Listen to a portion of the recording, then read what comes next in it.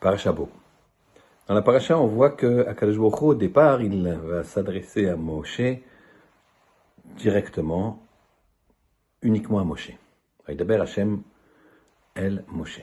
Et ensuite, on va voir que Akadosh Baruch Hu va s'adresser à Moshe et Aaron. Alors c'est étonnant, est-ce que Hashem il change d'avis? D'abord il s'adresse à Moshe, puis après il se dit tiens, peut-être il faut s'adresser aussi à Moshe et à Aaron. Évidemment que il n'y a pas ici de safek pour Akadosh Baruch Hu, et qu'il y a une vraie raison pour laquelle parfois il s'adresse qu'à Moshe, parfois il s'adresse à Moshe et Aaron. Mais pourquoi on a commencé par Moshe et ensuite Moshe et Aaron?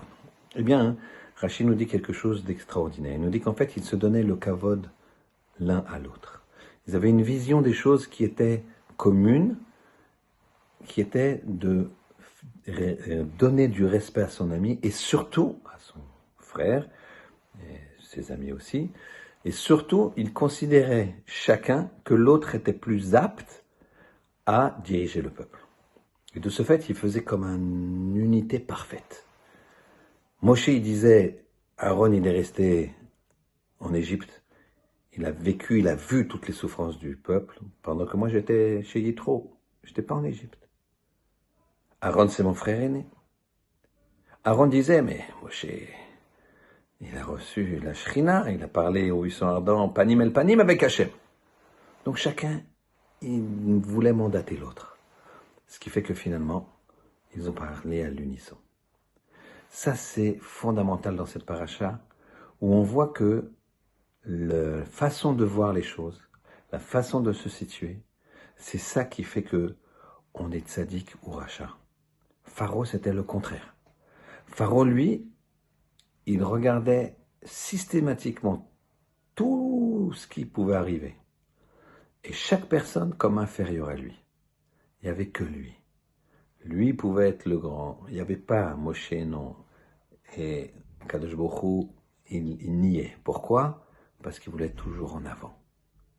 Il y a plusieurs façons de vivre sa vie.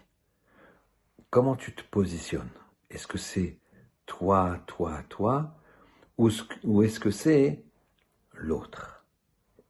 L'autre, c'est-à-dire ses amis, ses camarades, ses rabbanim, son conjoint, ses enfants, ses parents. Et évidemment, tout ça pour faire la volonté d'Hachem en premier. Eh bien, cette vision-là, très simple, en 2 mots, eh bien, ça change toute la vie d'un homme. Rabbi et Rabbi Chia, dans la Gemara Chagiga Daf He Amud Bet, étaient en chemin. Et lorsque des maîtres sont en chemin, ils doivent, quand ils arrivent dans une ville, se renseigner s'il n'y a pas un maître auquel ils devraient le saluer.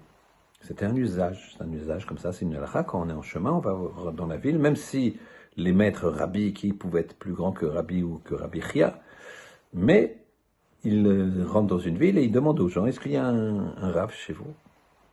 Dans cette ville, il dit, oui, il y a un maître, mais il est Saginéor, il est Maor et Naïm, il a la clairvoyance, les yeux clairvoyants, les yeux éclairés, ce qui voulait dire qu'il était aveugle. Alors Rabbi Chia, il a dit à Rabbi, non, écoute-moi, toi tu as tes vêtements princiers puisque tu es le Nassi d'Israël, et lui il va pas te reconnaître puisqu'il est aveugle, donc il se lèvera pas devant toi et ça va être une humiliation par rapport à ton statut. Donc reste là, et moi je vais aller l'honorer de ma présence, recevoir son visage, comme l'expression le dit. Rabbi Chia est parti, mais Rabbi n'a pas écouté ce qu'il a dit. Rabbi Chia, il est parti avec lui. Et ils ont vu ce maître, qui était donc aveugle. Et à la fin de l'entrevue, ce rave de la ville, non-voyant donc, il leur a dit, vous êtes venus voir quelqu'un que l'on voit, mais qui ne voit pas. Que vous méritiez d'être vu par celui qui voit, mais qui n'est pas vu. Quelle belle bracha. Que vous méritiez d'être vu par celui qui voit, le Ribono Shel Olam, mais qui n'est pas vu, Akadosh Baruch Hu. Et donc, Rabbi a dit à Rabbi Chia, tu vois, j'ai voulu honorer cette personne. Et regarde la bracha qu'il nous a donnée. Quand tu honores l'autre, quand tu fais les choses pour Hachem, la bracha, elle vient. Et avec la bracha, une grande simcha, une grande joie. Shabbat Shalom.